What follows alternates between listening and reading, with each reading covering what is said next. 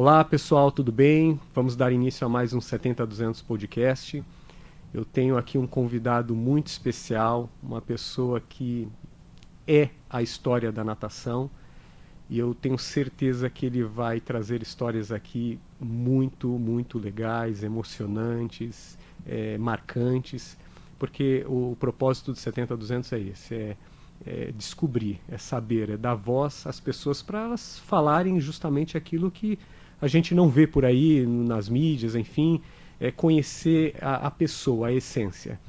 E hoje o convidado é o Márcio Latuf, técnico de natação, e eu gostaria de iniciar com a seguinte frase, Marcião.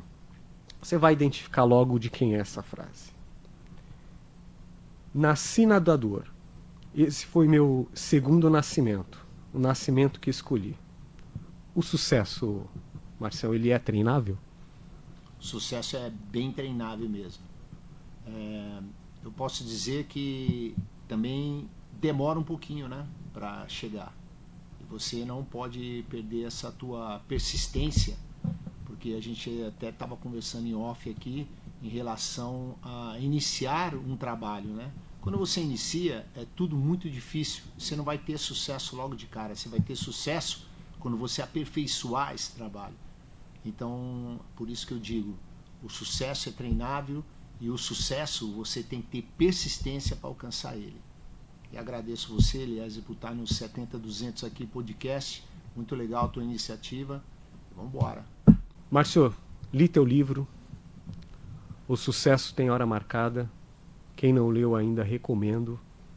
Ele é um livro repleto de experiências que você teve você conta aqui histórias desde o seu nascimento. Ribeirão Preto, né? Ribeirão Preto, é. E conta um pouquinho, como que foi, baseado nessa frase aqui, né, que eu acabei citando, esse foi meu segundo nascimento, o nascimento que escolhi, né? O que a natação significou na sua vida? Ou melhor, significa na sua vida? Bom, a natação é tudo, né? Para mim é tudo. Eu nasci em Ribeirão Preto, eu morava 2 quadras de um clube lá, Recreativa de Ribeirão Preto, e desde os 2 anos e meio, 3 anos de idade que eu ia na Recreativa, e lá era um movimento muito grande, principalmente porque tinha 3 piscinas. Acabei um dia sendo jogado na água, né, por um senhor chamado Sr. Rashid, amigo do meu pai, numa piscina que tinha uns 3 metros de profundidade. Ele, não, deixa que ele se vira. Aí eu acabei me virando e agarrei na borda.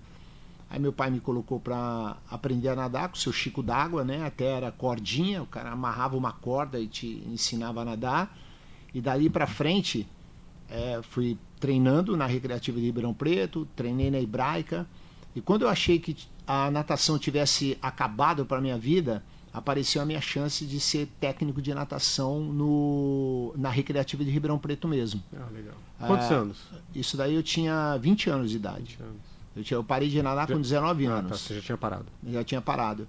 E essa chance eu abracei com muito carinho.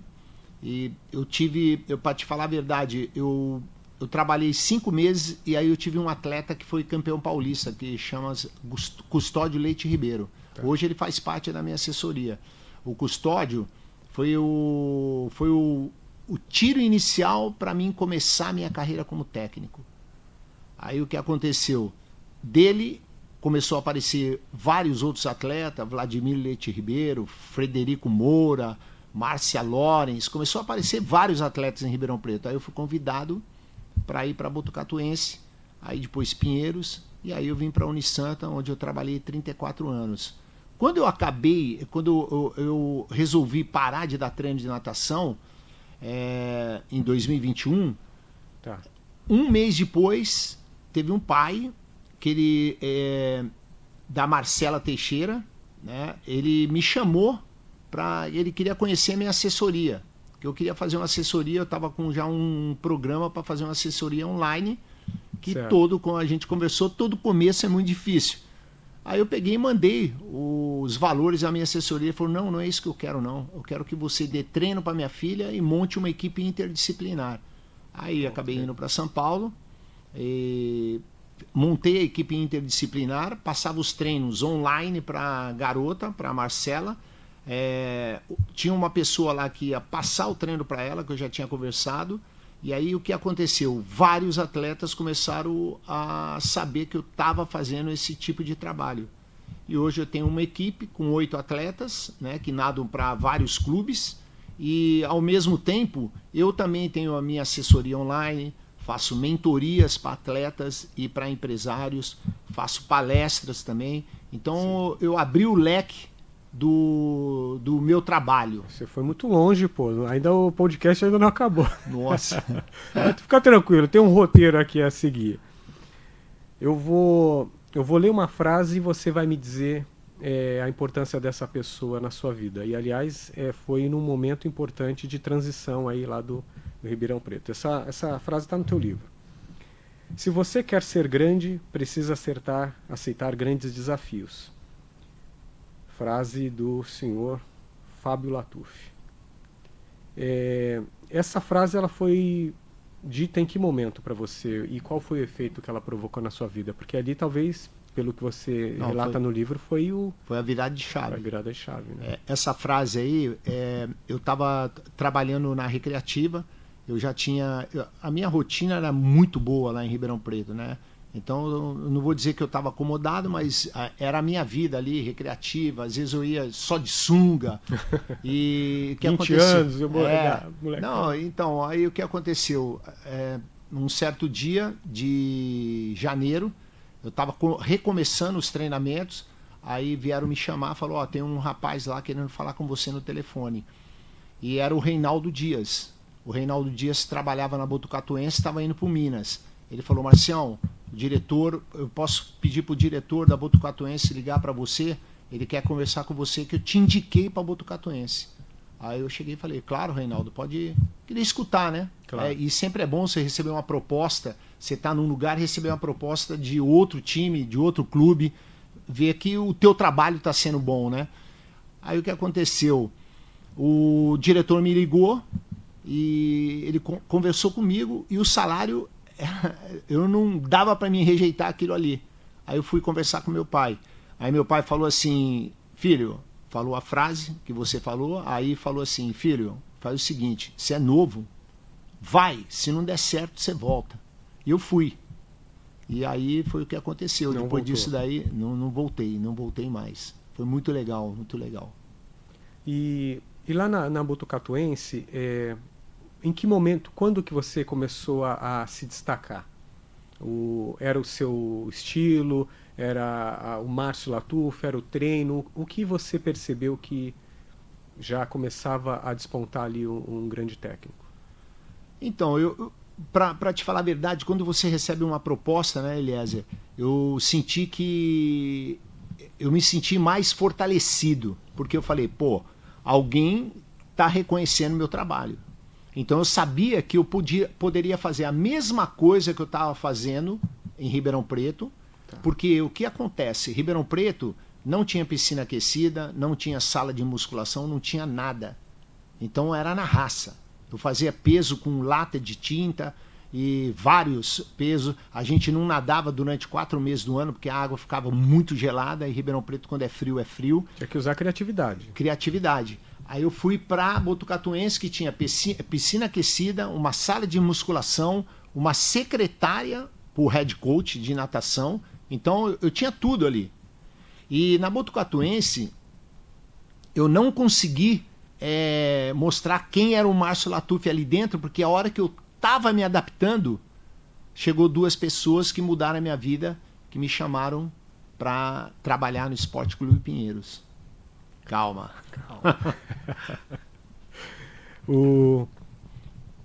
Foi o grande. Aí foi a Botucatuense já tinha sido a virada de chave.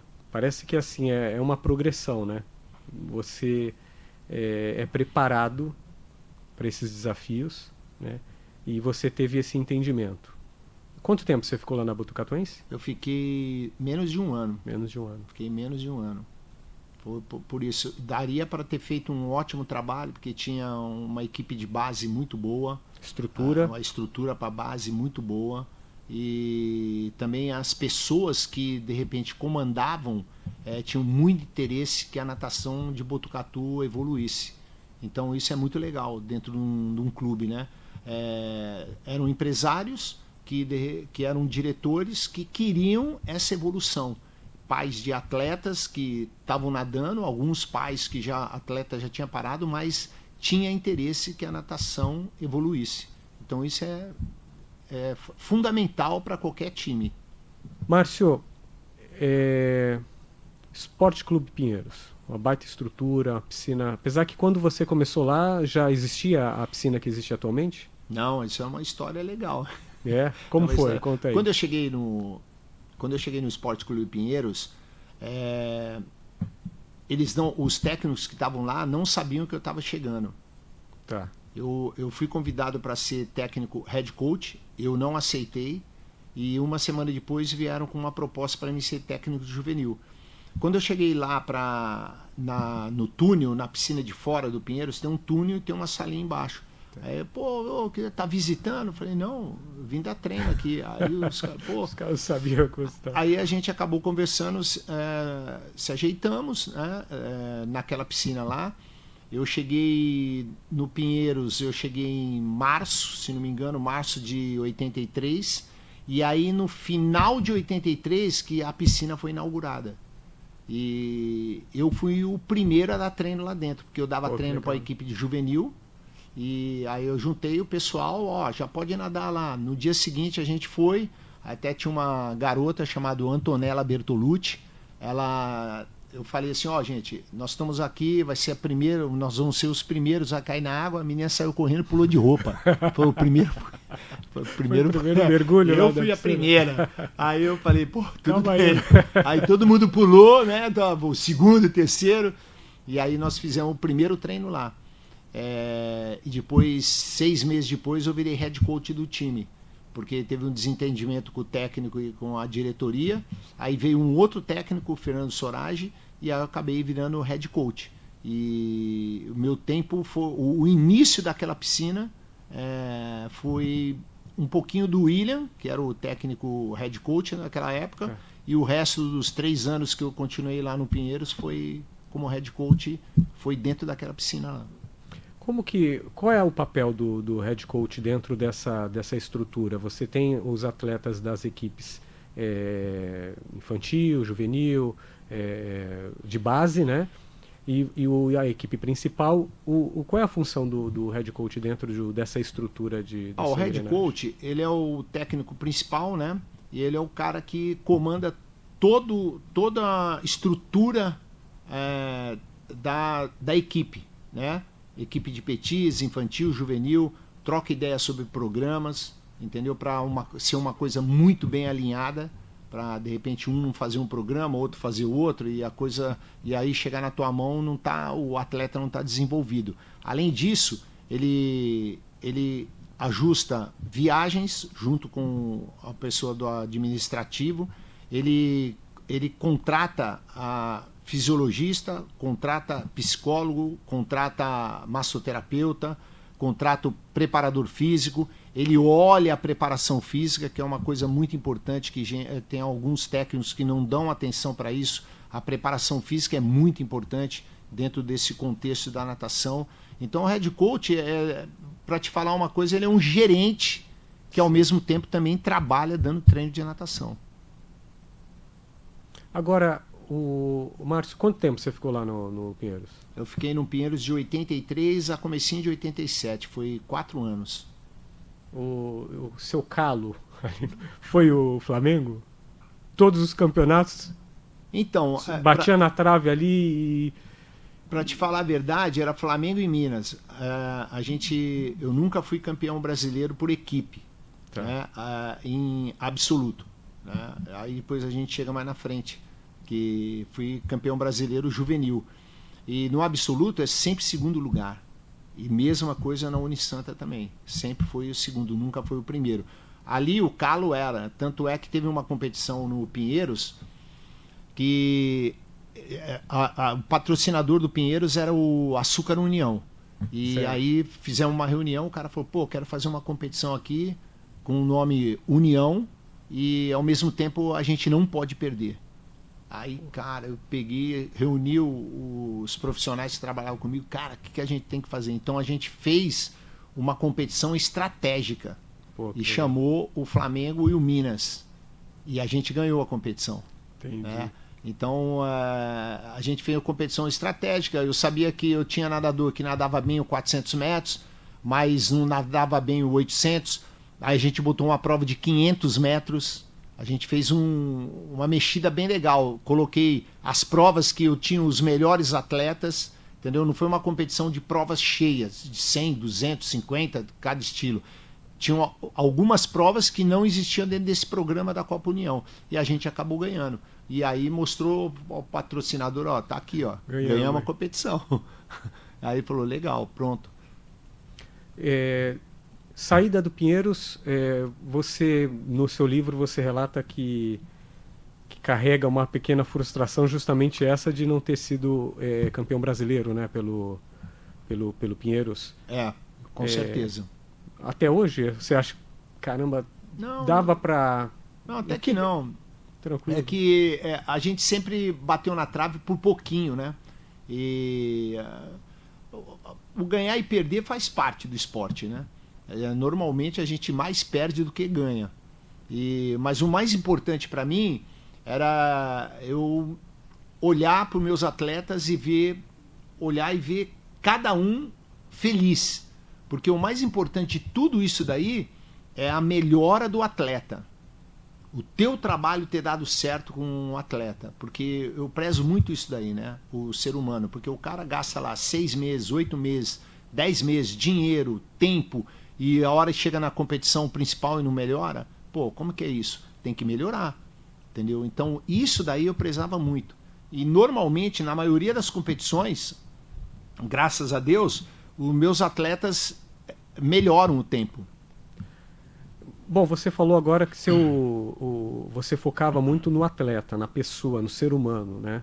E é evidente, outro dia eu conversava com a Luara Lobo, a psicóloga lá do Santa, e ela enfatizou isso, porque pode ser que aquele atleta ele não se torne um nadador profissional, ou vá para uma Olimpíada, enfim, porém ele estará preparado para o mercado, seja lá qual for a profissão que ele for seguir, né?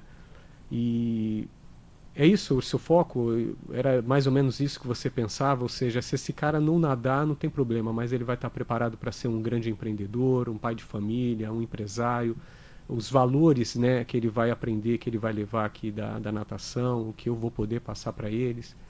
Você tem isso com você?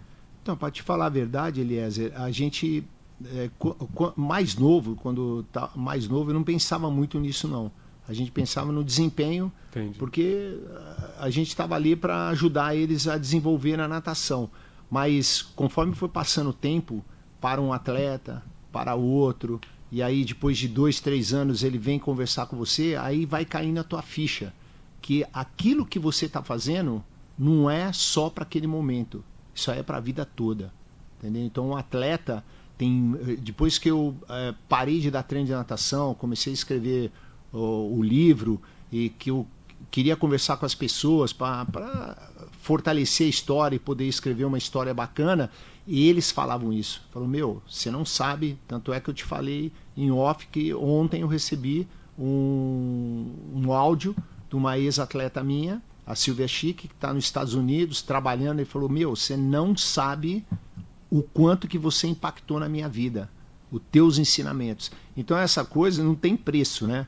Então, a gente não, naquela época eu não pensava muito nisso. A gente começa a escutar depois que vai parando um atleta ou outro, depois de 10 anos de trabalho, que já parou um atleta, eles vêm falando para você que o impacto que você colocou na vida deles. E isso é muito bacana, né? Porque o esporte, o esporte direciona o cara, a natação, que é um esporte que até outro dia eu postei falando que é um dos esportes mais difíceis.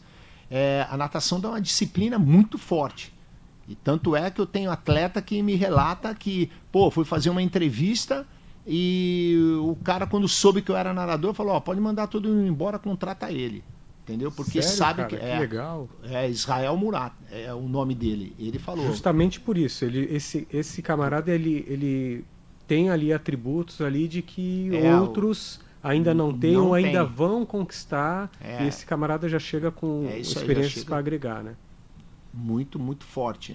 Natação, esporte de alto rendimento, a disciplina é muito grande. Você não vê alguém não dar certo, a não ser que de repente o cara não queira, porque com certeza muita disciplina vai te ajudar a você ser um excelente empresário, um excelente empreendedor. Você vai colocar aquela disciplina que você tinha em cima do que você faz. Em cima disso que você falou, lembrei do Joel J, que foi teu atleta. Ele, inclusive, escreveu o prefácio aqui do seu livro. E ele, num outro podcast, ele citou uma situação interessante que vai muito ao encontro do que você está dizendo.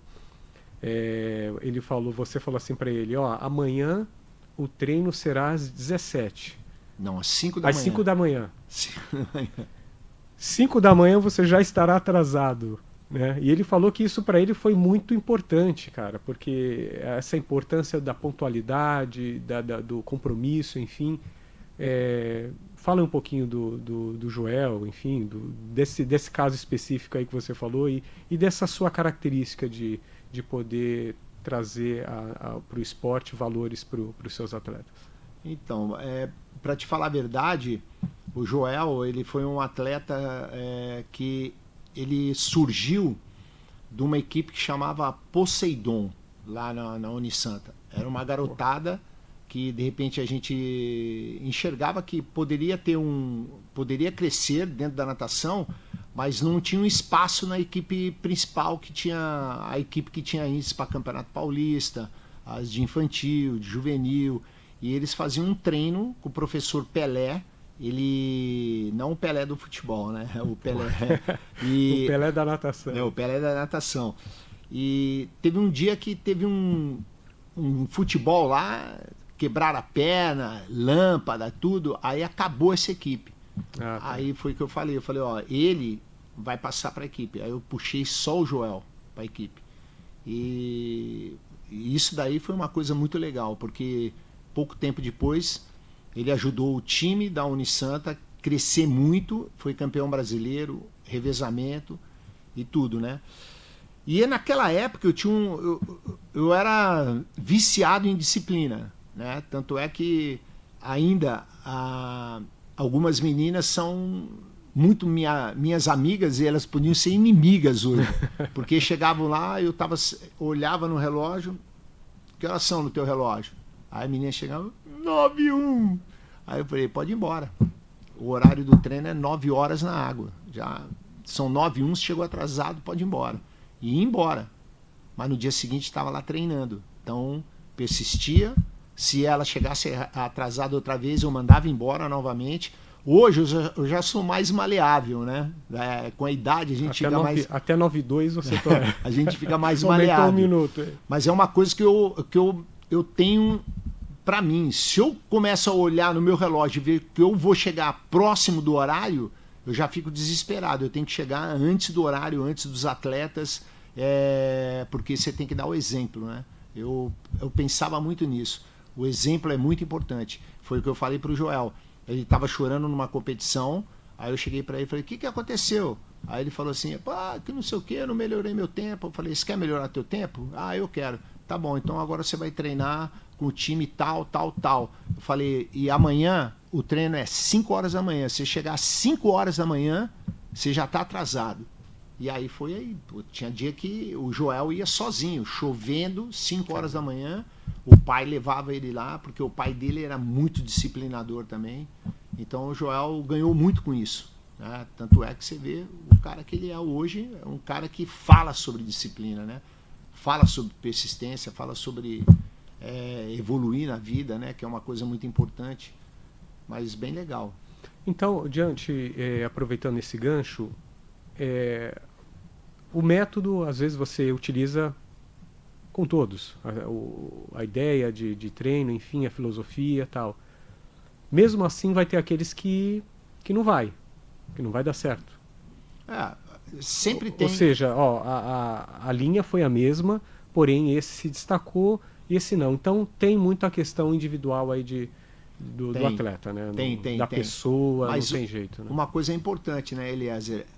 Pode ser que não dê certo na natação, mas com certeza para a vida vai dar certo.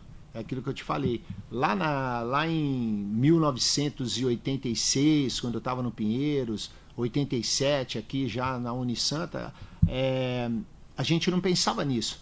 Mas hoje a gente pensa, pô, vou conversar. Hoje eu procuro conversar muito mais com o atleta do que ficar dando bronca. Né? Isso é uma coisa muito importante, né? Porque tem alguns momentos que não adianta você ficar dando bronca, porque quando você dá bronca num atleta, com certeza ele vai voltar a fazer aquilo novamente. Você tem que parar e explicar para ele por que ele tem que fazer aquilo corretamente. Né? Tanto é que tem e apresentar o resultado. Ó. Se você fizer dessa forma... Se fizer dessa forma, você vai ter resultado. Se você não fizer, você não vai ter resultado. Então mostrar para ele que ele tem que ter uma responsabilidade de fazer a coisa certa. Né? Porque não adianta eu querer e o atleta não querer. Então ele tem que querer. Ele tem que saber. Não tem atalho. Não tem. No esporte, você fala, né? Você fala isso no seu livro. No esporte de alto rendimento não tem atalho. Tanto é que tem uma história boa que o empresário chegava na obra dele e sempre via uns caras sem capacete. Aí, pô, queria dar bronca, bota o capacete. Aí todo mundo na hora, capacete. O cara virava as costas e tirava o capacete. Aí ele foi conversar com um psicólogo e o psicólogo falou assim, você já tentou mudar o teu jeito de chegar nos funcionários? Ele falou, como assim? Ele falou, pô, por que você não chega e explica? Porque é importante, que você pode tomar uma multa, que de repente pode cair um negócio e ele se machucar.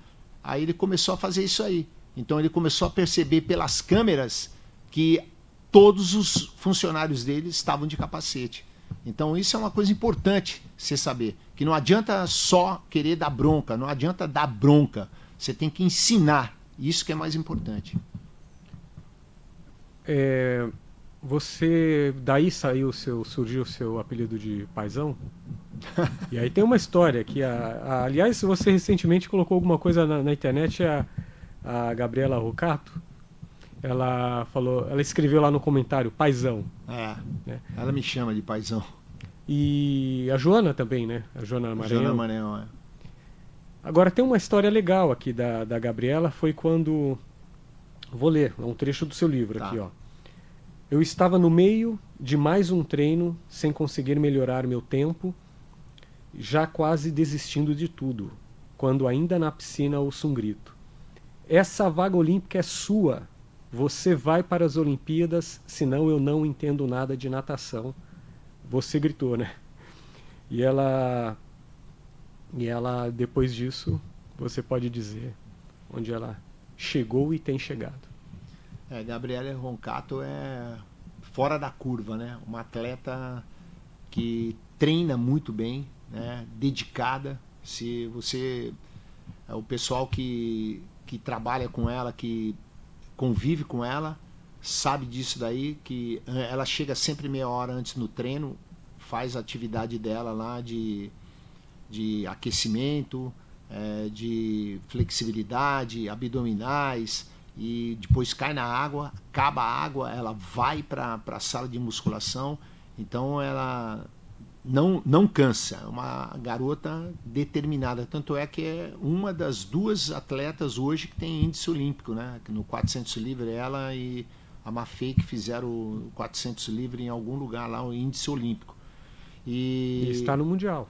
E foi convocada para o Mundial. Vai para o Mundial e com certeza deve nadar bem também. Está sendo muito bem treinada pelo Fernando Pocente, né?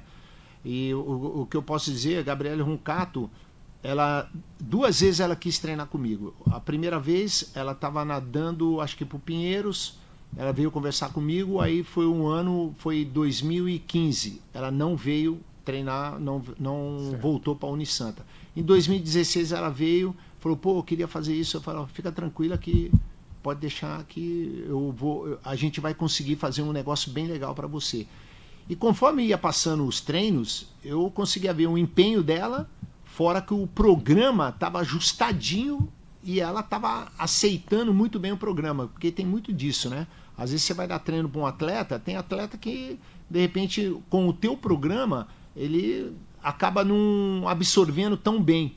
E tem atletas que absorvem, pô, você está motivado, você confiando no técnico, você está num lugar muito bom, que era a Unisanta, você tem tudo, não tem por que você não fazer ter um desempenho nos treinos e em competições. E foi aí que eu falei, ela fez uma série, estava fazendo a série, quando ela parou, eu falei, pô, se você não for para a Olimpíada, eu paro de dar treino de natação, eu não entendo nada disso. E ela foi a garota mais jovem, né, a nadadora mais jovem, foi nadar 4x200, eu lembro que ela tinha 2:1, a eliminatória olímpica foi na piscina da Olimpíadas, né, no Parque Olímpico, foi lá, e lá ela fez 1:59.2, ela melhorou 2 segundos e pegou a vaga, se não me engano ela foi a segunda melhor nadadora, e conseguiu nadar muito bem. Na Olimpíada ela fez 1:59.7, não melhorou o tempo, porque é assim, né? Primeira Olimpíada, passou no revezamento, o primeiro 100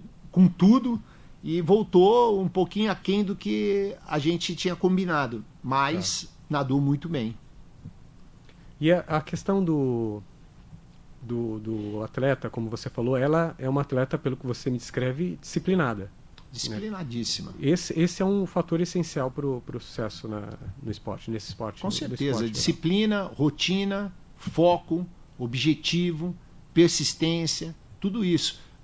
Eu só vou contar uma história da Gabriele Roncato para você ver como que ela é disciplinada. Porque eu penso assim, se você está treinando, você tem uma rotina, para você se dar bem na competição, você tem que mudar o mínimo possível daquela rotina que você tem em casa. Entendeu? Hora de dormir, certo? Hora de levantar, o café. Você tem que procurar, porque você vai para um hotel, você começa a comer coisas que você não come no teu café da manhã. Então você tem que ter aquela rotina que você tinha no teu café da manhã. Aí a gente tá pegando uma mala, pulou uma mochila e de dentro da mochila pulou um liquidificador. O liquidificador caiu. Que é isso, meu? Porra, para mim bater minha beterraba. Eu faço isso em casa, eu vou fazer isso aqui. Aí, ia lá, liquidificador, maquininha do liquidificador. Sabe se é 110, 220 aqui? Eu falei, não sei, pergunta pro cara. Aí fazia o suquinho dela, entendeu? Então isso é disciplina, entendeu? Querer fazer a coisa do jeito que você faz na tua casa é muito importante para você ter um desempenho na competição. E normalmente é muito difícil você fazer isso aí. É difícil o atleta manter manter isso aí, é muito difícil, entendeu? Outra grande atleta que passou por você foi a Ana Marcela Cunha, né? Eu gostaria que você falasse um pouquinho desse processo, né, até ela se tornar essa grande campeã. Mais uma que estará lá em Doha, né? Mais uma. E com grande chance de nadar bem, né? Tá treinando lá na Itália. Eu quero que você conte aquela história da vara lá, da vara de alimentação. Mas vai contando primeiro aí a história dela e até chegar à vara, a questão da vara. A Ana Marcela, ela chegou em Santos, acho que foi 2005, 2006. E antes dela chegar, falaram, tá vindo uma garota aí que ela nada maratonas aquáticas. Falei, vou lá no Google ver o que é isso daí, né? Maratonas aquáticas, que não tinha. Antigamente era travessia, né? Até contei essa história na palestra que eu dei lá no SESI, por esses dias aí. E ninguém queria dar o treino para ela, que era uma nadadora juvenil, né? Eu falei, eu vou pegar essa garota, vou fazer um personal para ela. Comecei a dar treino para ela das 3 horas às 5 horas da tarde. E fui na primeira competição com ela, não sei se foi o Campeonato Mundial na Itália, foi um pouquinho antes da Olimpíada 2008. Foi uma das primeiras provas que eu fui com ela. E lá ela carregou a prova toda na frente, nas 3 primeiras voltas, 7.500 metros, carregando a prova. Aí o que aconteceu? Na última volta ela foi engolida pelo pelotão. Ela pegou, acho que 17º, 18º. E aquilo ali dá uma frustração na gente, né? Que você fala, pô, trabalhei, a menina estava em primeiro, o que aconteceu? Eu não entendia direito o que era maratonas aquáticas ainda, né? Foi a sua primeira experiência, assim, Foi, internacional, internacional. nessa... Foi em Ostia a prova. E tinha dado um mar muito furioso um dia antes, e aí no outro dia o mar estava muito mexido. E eu peguei um ônibus, eu lembro que eu estava dentro do ônibus, tinha eu e mais uma pessoa que eu não sei quem que era de outro país. Eu fui, pá, cara, é muito difícil, cara, difícil a gente estar num nível, no alto nível mesmo, com os caras mundiais. Alguma coisa eu deixei de fazer, tal. E aí nós voltamos para Santos, aí começamos a trabalhar, falei, não, você tem que treinar 2 vezes, começamos a treinar 2 vezes por dia, tal, visando a eliminatória olímpica. E ela se classificou para a Olimpíada em 10º, lá em Sevilha, num rio que tem em Sevilha. Sim. Ela pegou 10º lugar e as 10 primeiras se classificavam. Ela foi a 10ª. Qual Olimpíada? Na Olimpíada de Pequim. Tá. Nesse foi o Mundial um ano antes. Tá. O Ostia foi, eu acho que, o Mundial 2 anos antes da Olimpíada. Foi a minha primeira experiência. Foi logo que ela chegou aí. E aí nós fomos para Sevilha, ela pegou 10º. E eu continuava com aquela cara, pô, o que está acontecendo que não consegue? Aí nós fomos para Pequim. Chegou em Pequim, era numa raia de remo. Certo. E o que aconteceu? Ali, o Rogério Arapiraca falou para mim assim, ó, deixa que eu alimento ela, como dá para ir com bicicleta em volta, vai observando o que você pode. Aí um pouquinho antes dela passar, você desce aqui e fala para mim que eu falo para ela. Eu falei, legal. Ele começou a alimentar a Ana Marcela. Aí a Ana Marcela, 19º, 15º, 12º. Chegou na última volta, eu vi ela passando, o pessoal muito na frente. Aí eu falei, putz, eu não vou conseguir, vai ser 10º e pouco. Aí tô de bicicleta. Aí a hora que eu tô voltando, um português passou para mim e falou, pô, você viu a tua menina? Tá em 5º lugar, tinha um estelão. Eu olhei e falei, 5º? Olhei e falei, nossa, peguei a bicicleta, saí. Aí fui acompanhando e ela pegou 5º lugar porque na hora aconteceu da Poliana e mais uma outra garota começarem a se degladiar ali para tentar passar as que estavam na frente e não conseguiram. E nesse inteirinho passou uma russa, passou uma outra menina, eu acho que é uma italiana, e elas ficaram encaixotadas. Mas a Ana Marcela pegou o 5º lugar. Eu falei, pô, aí sim, agora eu estou começando a gostar disso daí. Porque 5º lugar numa Olimpíada com a idade dela. E aí a gente começou a treinar cada vez mais, se empenhar, aí ir para a Copa do Mundo, a experiência em cima de experiência, né? E foi campeã da Copa do Mundo de 2009, eu acho, se não me engano. Ela foi campeã do circuito, 2009 ou 2010. Aí depois fomos para 2011 também, foi campeã do circuito mundial, também foi bem campeã na prova que morreu o Frank Crippen, né, um americano lá em Dubai. E aí veio a fatalidade, né, que em 2011, ela na China, ela não conseguiu pegar entre as 10 primeiras e não classificou para a Olimpíada de 2012, em Londres. Foram 3 provas, né? Foram 3 provas. 5, 10 e 25, é isso? A primeira foi 10. Foi 10. E ali, o que aconteceu? A gente sentou, eu e o Igor, conversamos com ela, muito jovem, né? Ela e uma outra garota, Evan Fabian, vieram se degladiando a prova toda.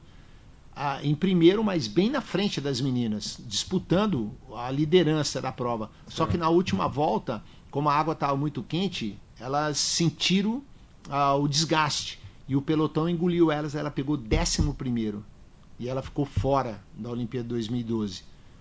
E naquele dia lá também foi um outro momento de frustração, né, que acontece, né, com a gente como técnico.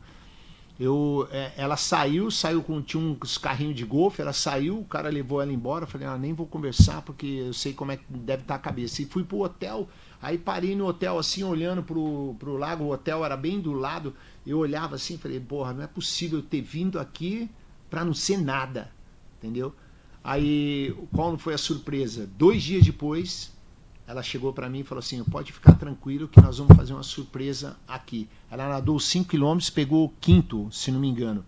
E aí 2 dias depois foi nadar os 25 quilômetros. E era uma prova que não era para ter porque estava muito quente. A prova começou 4h30 da manhã, a prova. Caramba. E terminou 10 horas, mais ou menos, 10h30. Demorou 5 horas e meia, 6 horas. E ela começou a prova, eu falei, começa levinho essa prova. Aí 10º, tal, dava tchauzinho e tal. Chegou no final, ganhou a prova, foi campeã mundial nos 25 quilômetros, uma prova que a gente não treinava para isso, não esperava, e mostrou para mim que o trabalho estava no caminho certo. A única coisa que aconteceu foi que a estratégia para aqueles 10 quilômetros não foi o correto. Porque normalmente em maratonas aquáticas, quem carrega muito a prova, se a prova está muito desgastante, não vai ser o vencedor. Entendeu? Quem carrega muito sempre vai ter problemas no final da prova. Porque tem o pelotão vem em cima, quem está atrás está fazendo 30%, 40% a menos de força, tem o mesmo desempenho, tipo, quem está na frente ali, os 10, 12 primeiros atletas são do mesmo naipe, tem a mesma condição de ganhar a prova, então quem se economizou mais, né? Quem se economizou mais é o que vai ter gás no final. E ela veio ali atrás. Ela veio atrás. Aí estavam 5 na frente dela, começaram a fechar 800 metros antes e ela conseguiu uma brecha, passou, colocou do lado esquerdo, que era o lado da raia, que é a hora que você entra nos 50 metros finais, tem uma raia. Ela entrou na raia, aí quem veio atrás, ela veio só contornando. Ó, não vai me passar, não. Aqui não tem mais jeito, e ganhou a prova. Então foi aí que ela foi campeã mundial dos 25 quilômetros. Aí depois veio aquela mudança dela para o SESI, e aí a volta comigo, a gente foi para altitude, a gente, para te falar a verdade, eu consegui em campeonatos mundiais ótimos resultados com ela, mas em Jogos Olímpicos o melhor resultado foi em Pequim, 5º lugar, porque eu não consegui levar ela para Londres, e no Brasil ela pegou 10º lugar, porque foi o problema da alimentação da vara. Tá. Um dia antes deu uma ressaca em Copacabana, o pontão, que é normalmente meio metro da água para a gente alimentar com facilidade, tem um local para cada um, eles colocaram um container, e você tinha que deitar no container para dar alimentação. E nessa que eu fui dar alimentação dela da segunda volta, ela estava do outro lado de uma menina, a menina bateu a mão na vara e... Nossa. Aí depois ela não se alimentou na outra e ela sentiu muito no final de prova, porque a alimentação dentro da maratonas aquáticas é estratégica também. Então na primeira volta tem um tipo de alimentação, na segunda volta tem outro tipo de alimentação, na terceira volta tem outro tipo de alimentação. E tem atletas que às vezes na terceira volta nem param, já deixa o sachê aqui, né? E toma o sachê, só que o sachê a gente sabe que tem que tomar com água. Eu não sei se bebia água do mar, o que fazia, mas tem atleta que faz isso daí. E Márcio, qual foi a lição que você aprendeu em preparar a Ana Marcela dessa frustração de não ter ido para a Olimpíada, porém ela ainda, nos 10 quilômetros, né, mas ela ainda tinha a prova de 5 e 25, onde ela ganhou. Nesse meio tempo aí você teve que conversar com ela, trabalhar o psicológico dela. Como que foi? Que lição que você tirou disso tudo, Márcio, para a sua vida? Não, eu conversei bastante com ela, né? A gente conversava bastante. Eu acho que o mais importante é o que passou, né? Não tem jeito, não dá para voltar, né? E você olhar para frente. O que eu falava para ela era o seguinte, ó, você tem mais 2 provas pela frente e com certeza a gente sabe que a prova olímpica é muito importante, mas ser campeão mundial também é muito importante. Entendeu? Você tá num pódio, a gente nem pensava em campeã, a gente pensava num pódio, né, no 5, porque ela já tinha tido uma medalha de bronze uns 2 anos antes em Roberval, nos 5 quilômetros. E ela tinha se dado mal no 10 também, né? Por causa desse lance de estratégia. A Ana Marcela é muito arrojada, né? Para começar a prova. Hoje ela já é mais experiente, né? Tanto é que na Olimpíada a gente viu, ela estava carregando a prova, de repente ela recuava, deixava as meninas carregar um pouco para dar uma respirada, e a hora que ela vê que é aqui que eu tenho que começar, aqui que eu tenho que partir para cima, ela vai para cima mesmo. Então o que me ensinou foi muito isso daí, né? Que a gente tem que ter uma estratégia para cada prova, que cada prova de maratonas aquáticas é uma história, ou é água, ou é vento, ou é rio, ou é lago, ou é mar, ou é onda, o que for. Normalmente você tem que ter uma estratégia e usar muito bem essa estratégia. Porque se você não usar muito bem a estratégia, você não consegue... Seguir a risca. Seguir a risca. Se você não usar muito bem essa estratégia, você não consegue chegar no final e ter o resultado que você estava esperando. É isso daí que me ensinou. E na piscina é assim também, né? O atleta se prepara. Eu digo, a minha dúvida, a minha pergunta se dá pelo fato de, como fotógrafo, eu presencio ali tem provas assim que a gente já conhecendo já sabe, pô, vai ser legal, a fulana é fulana. E eles também criam essa expectativa de eu tenho tempo, eu vou conseguir, enfim, mas às vezes vem a frustração, né? E a primeira pessoa ali que eles encontram muitas vezes é o técnico, né? E eu gostaria de te dizer o quanto a importância do abraço ali é muito comum. Você vê o atleta vai abraçar primeiramente o técnico, né?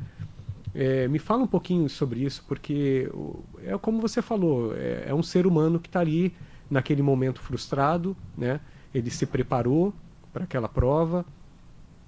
E eu gostaria que você falasse um pouco disso também, desse lado ser humano de paizão, do técnico, de estar acolhendo o atleta.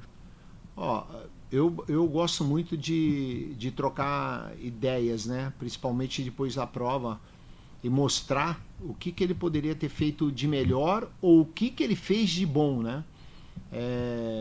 Tem uma passagem muito que foi agora no final do ano. Eu tenho uma atleta que nada pro Flamengo, a Ana Bia Machado, uma super atleta também, tipo Gabriele Roncato, Monique Ferreira, Joana Maranhão, mas só que é muito mais nova do que elas. E ela nadou 2 provas no primeiro dia, ganhou 2 medalhas no Brasileiro. Aí no segundo dia ela nadou 400 medley, foi vice-campeã também. No terceiro dia de manhã ela nadou 100 borboleta e em seguida 200 peito. Ela já tinha ganho 100 peito no primeiro dia. No primeiro dia ela nadou 100 peito e... não lembro a outra prova que ela nadou. Aí no segundo dia 400 metros. No terceiro ela foi nadar 100 borboleta, nadou muito mal. Aí foi nadar 200 peito, ficou com o 8º tempo. Aí eu cheguei, pô, o que tá acontecendo, minha filha? Aí tipo, porra, acorda! Pô, você não pode, quase que ficou de fora, quase me matou do coração, falei pra ela, quase ficou de fora. Aí o que acontece? Primeiro você dá aquele impacto, pô, você não pode fazer isso. E depois você traz pra, à tarde vai mudar.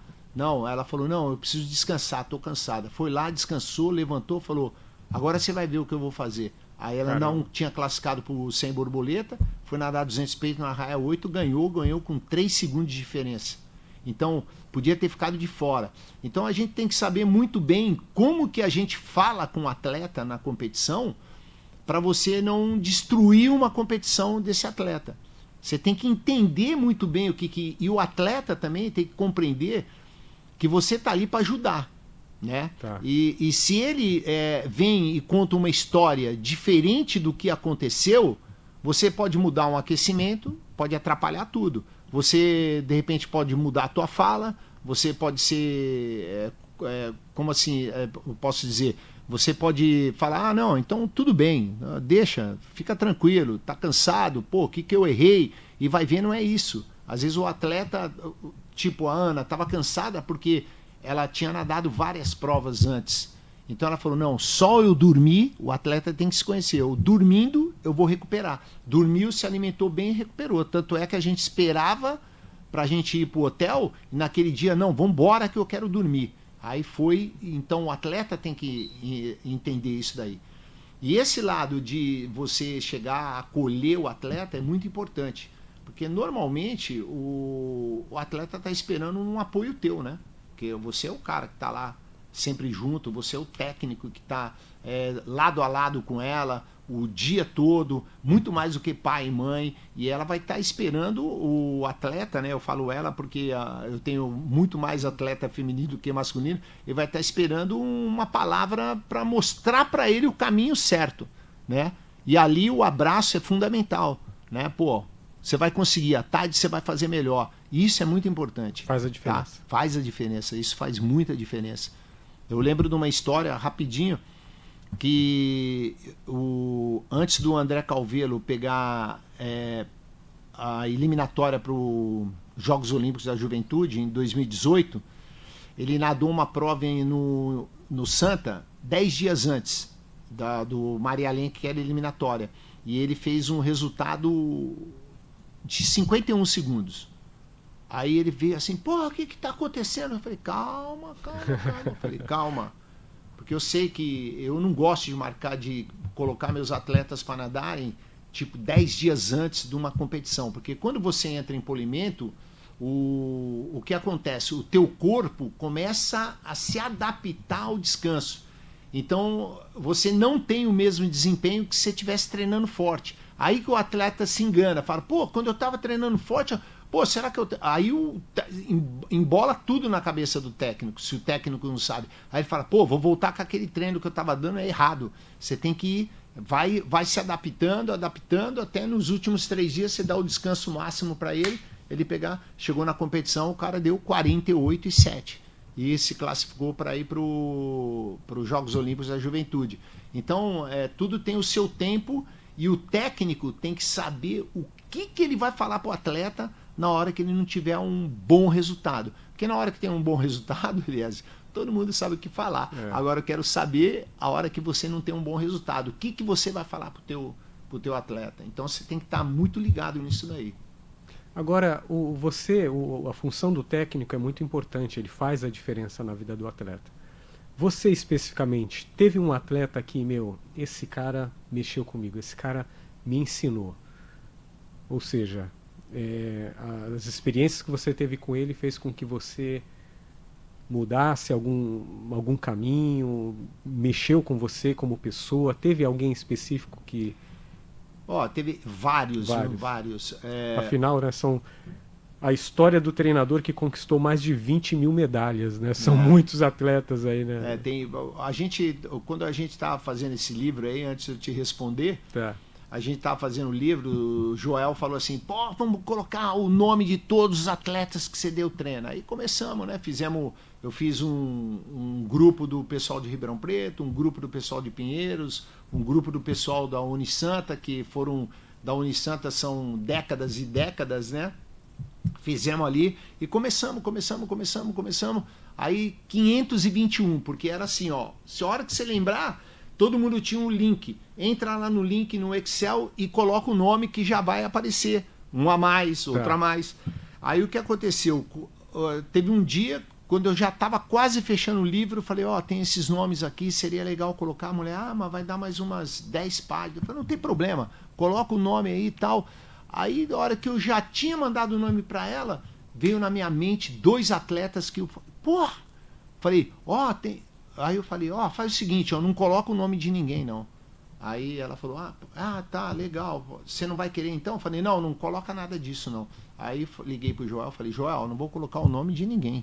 Aí ele falou, por quê? O que houve? Eu falei, isso eu esqueci de um cara, e o cara foi lá no lançamento do meu livro. Que são muitos, né, 525 atletas. E aí, qual que foi a pergunta mesmo? Qual atleta que mexeu mais? Para te falar a verdade, Joana Maranhão, Monique Ferreira, Gabriele Roncato, Matheus Santana, Nicolas Santos, são atletas que mesmo. José Belarmino, tem muitos. Hugo Dupré, Cleiton Vojevodovas, David Castro, tem Silvia Chic, nossa, tem muitos atletas. Para te falar a verdade, às vezes eu estou falando aqui, pode ter esquecido de alguém, né? E fala, não lembrou de mim. Não, eu lembro de todos. Só que para lembrar de todos e falar aqui agora, a gente ia ter que gastar umas 4 horas, pelo menos. Mas eu lembro de uma situação aqui do seu livro, que eu até anotei. Matheus Santana. Matheus Santana. Mas tem uma situação particular aqui com ele sobre a questão do corte dele no Mundial Júnior em Dubai, né, 2013, por a questão de saúde. E eu lembro, e você relata que a Rosa chegou para você, a Rosa que ela cuida, ela é tipo uma coordenadora. Coordenadora. Vai lá e conversa com ele sobre isso. E aí, e esse momento?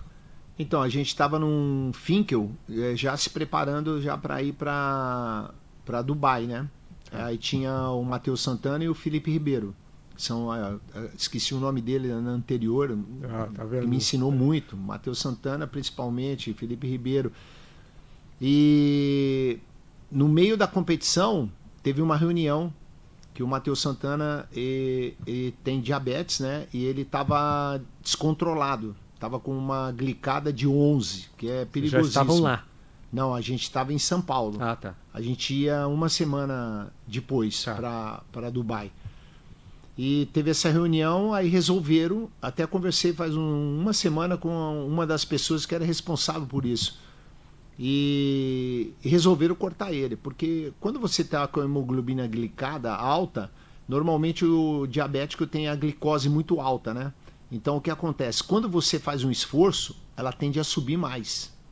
Então o que pode dar? Pode dar uma parada cardíaca, pode dar uma falência de algum órgão. Sim. E aí eles resolveram cortar. E a Rosa, que foi na reunião, quando ela voltou, ela falou: Márcio, cortaram o Matheus Santana. Eu falei, putz, tal. Tudo bem, eu pensei assim, ele poderia ter ido lá, ter ganho uma medalha, e ao mesmo tempo a gente estava preservando a vida de um atleta, né? Estava tentando fazer alguma coisa que no fundo foi ótimo isso daí, né? Esse corte dele, ele mesmo já sabe hoje, eu converso muito com ele, que foi o que fez ele ser campeão no ano seguinte lá nos Jogos Olímpicos da Juventude em Nanjing, né?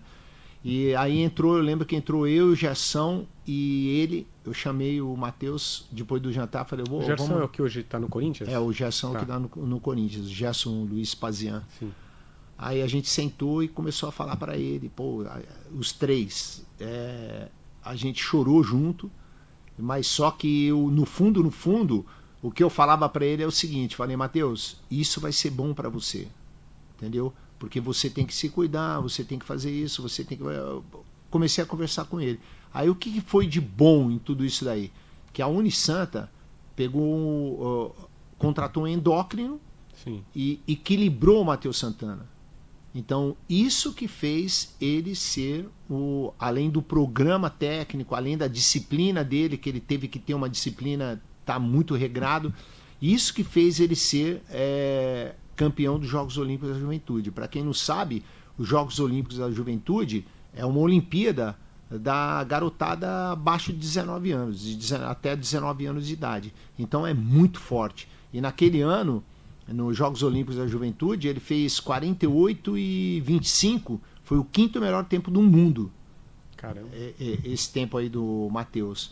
Então foi uma situação que eu aprendi muito também, que cada ano que a gente trabalha, a gente vai aprendendo com os atletas, que a gente não só ensina, como a gente aprende com eles também. Eu aprendi muito. E eu peguei um conhecimento muito grande em relação a diabetes, né?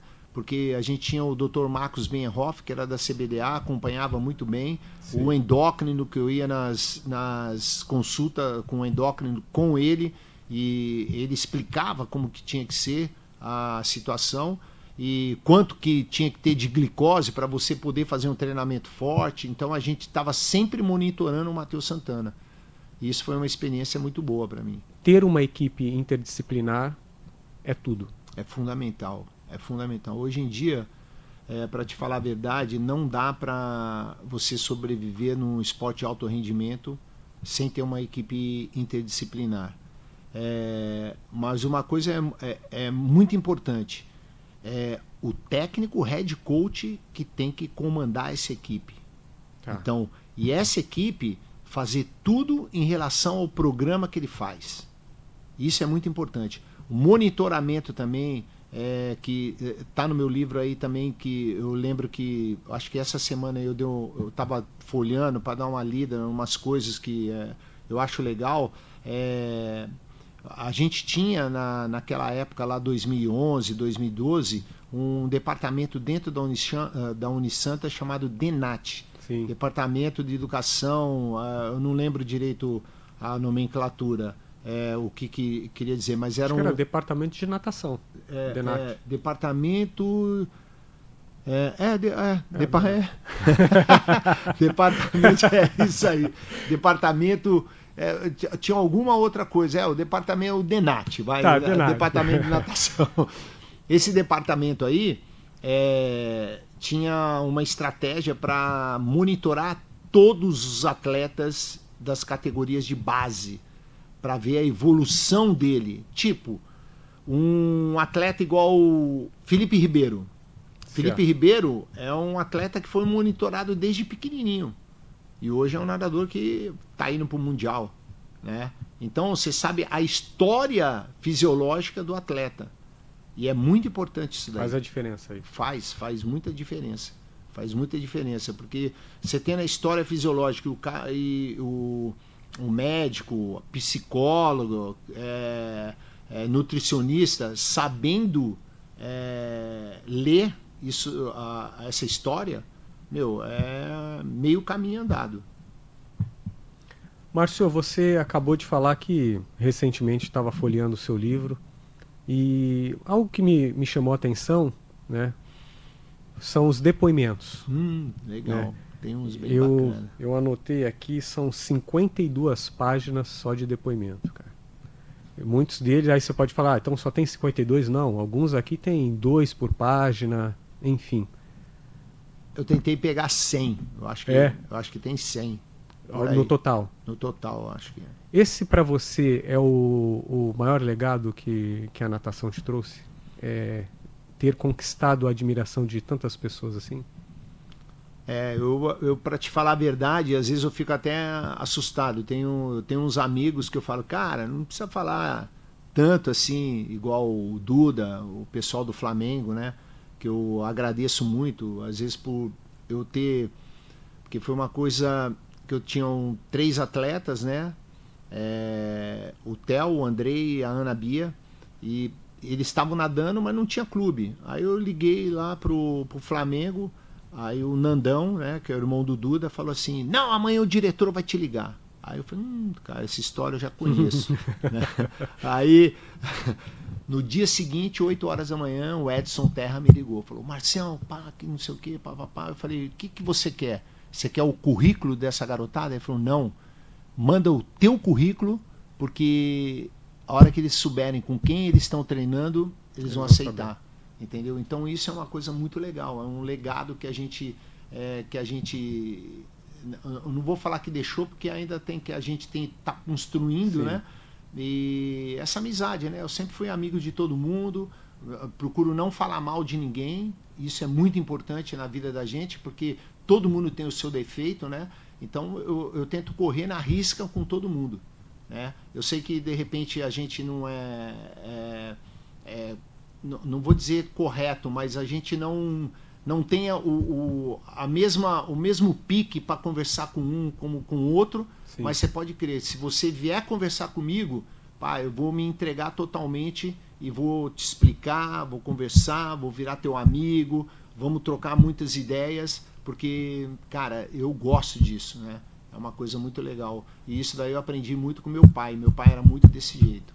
O sucesso tem hora marcada, Márcio. Conta a história desse livro pra gente. Bom, esse livro aqui, eu comecei a escrever ele no finalzinho de 2022, né? Eu demorei pouco tempo, eu demorei 15 dias. Como que aconteceu essa história? Por que eu comecei a escrever esse livro?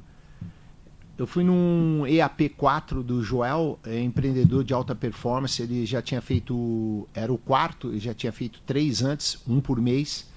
E ele me chamou, falou, pô, Marcelo, eu preciso te apresentar pro pessoal que tá fazendo o EAP4, que eu falo de você. E o pessoal fala, pô, quem que é esse cara?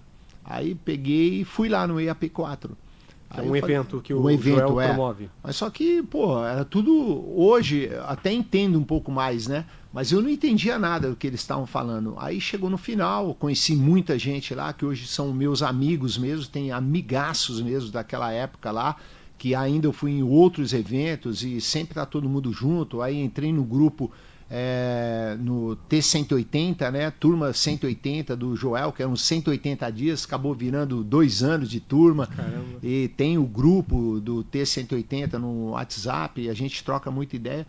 Aí chegou no final, ele fez no dia seguinte, chegou todo mundo lá na sala, lá no hotel, e tinha várias mesas redondas assim, com 10 cadeiras cada uma. Eu olhei para o Joel e falei, sento aonde aqui? Porque tinha cada mesa era um trabalho que ia ser feito. Ele falou, não, nós vamos lá na minha sala que eu quero te falar um negócio. Aí chegamos lá na sala e falou, Marcião, você precisa escrever um livro, cara. Você tem muita história para contar, você precisa escrever um livro. Aí eu perguntei para ele, como que eu faço? Ele falou, peraí. Aí ele ligou para a Mari, né? A Mari chegou, 15 minutos depois, ela falou, eu falei, como que eu faço para escrever um livro? Ela falou assim para mim, falou assim, ó, você tem que pegar e mandar áudios de 1 hora para mim começar a decifrar, né, o que você está falando, e a gente vai conversando. Você vem aqui, fala sobre o teu livro, a gente escreve uma parte, você vê se está boa e tal, papum. Eu falei, legal, tudo bem. Aí, que legal, naquela noite, eu fiz 3 horas de áudio. Caramba. Aí quando eu entreguei para ela, ela falou, meu, você já fez 3 horas? Eu falei, eu fiz. Eu falei, da meia-noite até 3 da manhã eu fiquei falando só no celular, fui pensando na minha história, né? Desde o comecinho, fui falando. 5 dias depois eu já tinha feito tudo. Aí a gente começou a produzir, né? Juntos, né? O design, o que ia escrever, como que ia escrever. Alguma coisinha eu escrevia, mandava para ela mandava uns para mim corrigindo. Eu falava, não, vamos escrever assim. E aí aprontamos o livro em 3 meses, eu acho que foi. 3, 4 meses. Aprontou o livro. Foi muito rápido. Muito rápido. Muito rápido. E o lançamento, quanto tempo depois? O lançamento eu fiz em maio, né, de 2022. 2022, não. Esse livro aqui foi 2021. Eu falei, foi 2021. O início lá, outubro de 2021. O lançamento foi em maio de 2022. Pô, o lançamento. Legal, então foi muito rápido.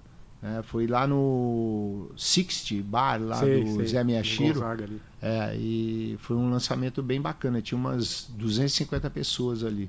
Foi bem legal. E aí, vem outros por aí? Ou? Pode até ser, tem muita história. Tem muita história. Você falou pra mim, né? Aliás, o livro ia ficar muito tem grosso. Muita história. O negócio é você conseguir organizar, né?